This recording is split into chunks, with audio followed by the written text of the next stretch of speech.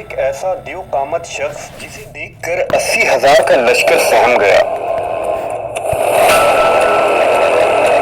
تاریخ کا وہ قد آور سپاہی جس کا سامنا کرنے کی جرت بڑے بڑے سورما میں نہ تھی، لیکن ایک غریب چرواہے نے اسے ایک وار میں کیسے پچھاڑ دیا۔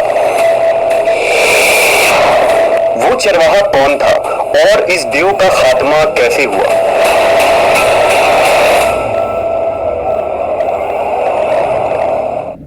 قدیم صحیفوں، روایتوں اور تاریخ میں ایسے انسانوں کا ذکر ملتا ہے جو پہاڑوں جیسی بلند قد و قامت رکھتے تھے، جنہیں ہم آج جائنٹس کہتے ہیں، جن میں قوم عاد، اوج بن انک، جبارین اور نیفیلیم جیسے نام مشہور ہیں۔ یہ دیو دراصل کوئی الگ مخلوق نہیں بلکہ انسانوں کی طرح قد و خال اور بناوٹ کے مالک تھے۔ بعض لوگوں نے لکھا ہے کہ یہ دیو ہیکل لوگ دراصل کسی مافوق الفطری مخلوق اور انسان کے باہمی تعلقات سے پیدا ہوئے تھے۔ ان ہی جائنٹس میں ایک نام جالوت کا بھی ملتا ہے، جس کا ذکر قرآن مجید میں تفصیل سے موجود ہے، جبکہ بائبل میں اسے گولیت کے نام سے پکارا گیا ہے۔ جالوت کے متعلق جاننے سے قبل ہمیں یہ جاننا ہوگا کہ بنی اسرائیل کے حالات حضرت موسیٰ علیہ السلام کے بعد کیسے تھے۔ بنی اسرائیل کا نظام یوں چلتا تھا کہ ہمیشہ ان لوگوں میں ایک بادشاہ ہوتا تھا جو ملک کے نظام کو چلاتا، اور ایک نبی ہوتا جو نظام شریعت اور دینی امور کی ہدایت و رہنمائی کیا کرتے تھے۔ اور دستور یوں چلتا تھا کہ بادشاہی یہودا ابن یعقوب کے خاندان میں رہتی تھی اور نبوت لادی بن یعقوب کے خاندان میں ہوتی تھی۔ لیکن ایک زمانہ ایسا آیا کہ بنی اسرائیل میں کوئی بادشاہ نہیں تھا۔ اس وقت ان میں حضرت شموئیل علیہ السلام نبوت کے عہدے پر فائز تھے۔ اس وقت بنی اسرائیل کے پڑوس میں ایک بربر قوم آباد تھی جسے کنانی یا عمالقہ کہتے تھے۔ انہوں نے بنی اسرائیل کے علاقوں پر لوٹ مار اور حملے کرنا شروع کر دیے۔ یہ بربر قوم فلسطین اور مصر کے ساحلی علاقوں میں آباد تھے۔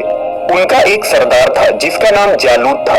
جالوت نے بنی اسرائیل سے زمینیں چھین کر ان کو مغلوب کر دیا تھا، ان کے بڑے بڑے سرداروں اور صالحین کو قید کر دیا اور بنی اسرائیل سے خراج وصول کیا کرتا تھا۔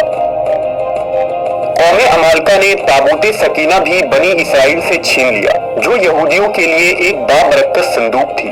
تابوت سکینہ کے جانے کے بعد ان کی حالت بد سے بدتر ہو گئی اور دشمن ان پر حاوی ہو گئے۔ لہذا بنی اسرائیل نے حضرت شموئیل علیہ السلام سے درخواست کی کہ آپ کسی آدمی کو ہمارا بادشاہ مقرر کر دیجیے۔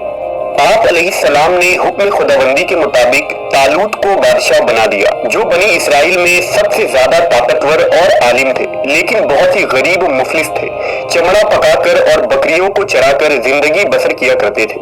اس پر بنی اسرائیل کو اعتراض ہوا کہ طالوت شاہی خاندان سے نہیں ہے، لہٰذا یہ کیسے ہمارا بادشاہ ہو سکتا ہے؟ اس سے زیادہ بادشاہت کے حقدار تو ہم لوگ ہیں، کیونکہ ہم لوگ شاہی خاندان سے تعلق رکھتے ہیں۔ بنی اسرائیل کے ان تنازعات کا جواب دیتے ہوئے حضرت شموئیل نے فرمایا، اللہ تعالیٰ نے اسے تم پر چن لیا ہے اور اسے علم اور جسم میں کشادگی عطا کی ہے، اور اللہ اپنا ملک جسے چاہے دے، اور اللہ وسعت والا علم والا ہے۔ اس کی بادشاہی کی نشانی یہ ہے کہ تمہارے پاس تابوت سکینہ آ جائے، جس میں تمہارے رب کی طرف سے دلوں کا چین ہے۔ لہذا طالوت کے بادشاہ بننے کے بعد فرشتے اللہ کے حکم سے اس تابوت کو بنی اسرائیل کے پاس لے آئے، جس سے لوگوں کو ان کی بادشاہت اور نبی کی سچائی کا یقین ہو گیا۔ بادشاہ بننے کے بعد حضرت طالوت نے بنی اسرائیل کو جالوت کے خلاف اٹھ کھڑے ہونے کی دعوت دی۔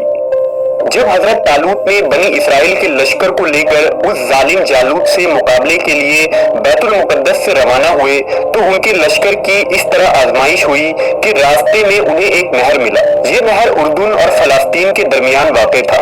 انہیں اس وقت سخت پیاس بھی لگی ہوئی تھی، لیکن اللہ نے حکم دیا کہ جو میرے بندے ہیں وہ اس نہر سے پانی نہ پیے، اور جو اس سے پانی پیے گا وہ نافرمان ہو جائے گا، لیکن جو شدید پیاسا ہو انہیں یہ اجازت ہے کہ وہ ایک چلو اپنے ہاتھ سے پانی پی سکتے ہیں۔ اس سخت گرمی میں سامنے پانی موجود ہونے کے باوجود وہ دل بھر کر پانی نہ پی سکتے تھے۔ یہ اللہ کی طرف سے ایک سخت آزمائش تھی۔ जो नाफरमान लोग थे वो बेसब्र हो गए और खूब पानी पिया, जिससे उनके होंठ सया हो गए और उनकी प्यास और ज्यादा बढ़ गई। उन्होंने कौम अमालका से लड़ने की हिम्मत भी खो दी, जबकि फर्माबरदार बंदों ने हुक्म के मुताबिक सिर्फ एक चुल्लू पानी पिया। ये एक चुल्लू पानी ही उनके लिए काफी हो गया और उनकी प्यास बुझ गई। एक कौल के मुताबिक लश्करे तालूत की तादाद 80,000 थी, जिसमें सिर्फ 313 लोगों ने अल्लाह की इताअत की और पानी न पिया। इस मुनासबत से हजरत मोहम्मद सल्लल्लाहु अलैहि वसल्लम ने ग़ज़वा बदर में सहाबा से फरमाया था कि हमारी तादाद हजरत तालूत बादशाह के लश्कर की जैसी थी, जिसने आपके साथ नहर पार की और दुश्मन पर गलबा पाया था। जब बनी इसराइल ने नहर पार किया तो जालूत की फौज सामने खड़ी थी। बनी इसराइल ने ईला की वादी में खैमा गाड़ दिया और वहां जमा हो गए। दोनों फौजें आमने सामने खड़े हो गए। थोड़ी देर में उनका सरदार जालूत, जो निहायत ही कद आवर और ताकतवर शख्स था, वो मैदान में उतरा। जालूत एक पहलवान था। इसका कद 6 हाथ और 1 बालिश था। वो पीतल का जर्रा पहनता था, जिसका वजन 5000 मिस्काल था। उसके हाथों में एक भाला था जो लोहे का था और जिसका वजन 600 मिस्काल था। वो अपने सर पर लोहे की जो टोपी पहनता था, उसका वजन 30 रतल था। जालूत ने रजस पढ़ा और बनी इसराइल को ललकारा। जालूत और उसके लश्कर को देखकर बनी इसराइल सहम गए। वो आपस में कहने लगे, आज तो हम लड़ने की ताकत नहीं रखते। इनकी बातें सुनकर उन 313 मुजाहिदों ने कहा, ऐ अल्लाह, हमें सब्र दे, साबित कदम रख और कौम कुफ्फार पर हमारी मदद फरमा। जब दोनों फौजें मैदान जंग में लड़ने के लिए तैयार हो गईं, तो हजरत तालूत ने अपने लश्कर में ये ऐलान कर दिया कि जो शख्स भी जालूत को कत्ल करेगा, मैं अपनी बेटी का निकाह उसके साथ कर दूंगा और अपनी आधी सल्तनत भी उसे अता करूंगा। ये फरमान सुनकर हजरत दाऊद अलैहिस्सलाम आगे बढ़े, जो अभी बहुत ही कम उम्र और कमजोर थे। उनकी गरीबी और मुफलिसी का ये आलम था कि बकरियां चराकर और उसकी उजरत से गुजर बसर किया करते थे। जब तालूत ने एक कमसिन बच्चे को अपने मुकाबले पर देखा तो कहने लगा, चला जा, मैं तुझसे लड़ना पसंद नहीं करता। हजरत दाऊद ने फरमाया, लेकिन मैं पसंद करता हूँ कि तुम मेरे हाथों कत्ल हो जाओ। दाऊद अलैहिस्सलाम को गुलैल के साथ पत्थर फेंकने में काफी महारत हासिल थी। हजरत दाऊद ने पत्थर को अपने गोफन में रखा और बिस्मिल्लाह पढ़कर उन्हें जालूत की तरफ चलाया।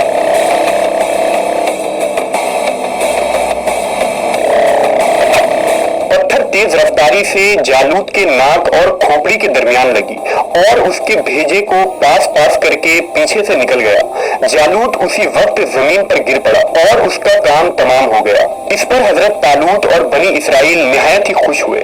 जालूत के कत्ल हो जाने से इसका लश्कर भाग निकला और हजरत तालूत को फतह मुबीन हुई।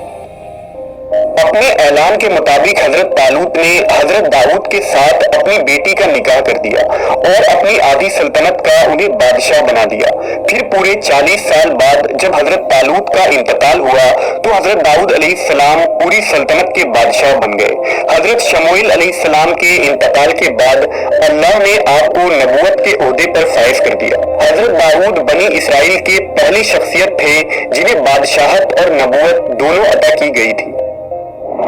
हमने देखा कि हजरत दाऊद के पास न तलवार थी, न ढाल और न भाला, सिर्फ एक गुलेल था जिसे आपने उस देव हैकल जालूत को एक पत्थर से मार गिराया। हजरत दाऊद और जालूत के इस वाक़े में हमारे लिए सबसे बड़ा पैगाम यह है कि अगर हमारा भरोसा और तवक्कल अल्लाह पर हो तो हम किसी भी मुश्किल से सामना कर सकते हैं। हमें भी हजरत दाऊद की तरह मुश्किलात और आजमाइशों से घबराने की जरूरत नहीं, बल्कि उनका डट कर सामना करना है, क्योंकि जब अल्लाह हमारे साथ हो तो वो हमें हर तरह की लड़ाई लड़ने की ताकत और कुव्वत अता कर देता है। शर्त बस ये है कि हम अल्लाह के फर्माबरदार रहें।